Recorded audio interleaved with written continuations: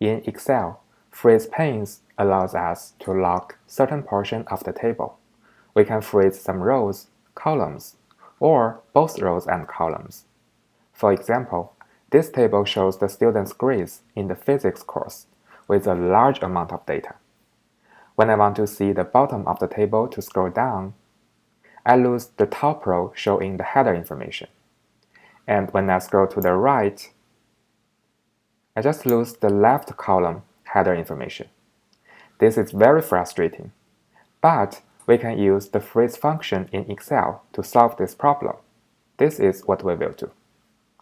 First, we just select the upper left corner cell of the data, and then go to the View tab. Click this Freeze Panes.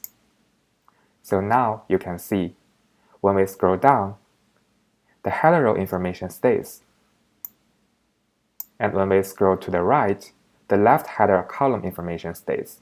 So in this case, we are clear what the data means in this table, no matter where we scroll. And you may also notice that there are two other options under the View tab: Freeze Top Row and Freeze First Column. These two options provide quick freezing row and column individually. But when we want to freeze some rows and columns simultaneously, the first option, Freeze Panes, is good to use, which is what we just did. The next question is how to turn this off.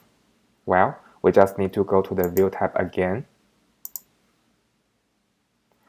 Just click this Unfreeze Panes. So now the table is back.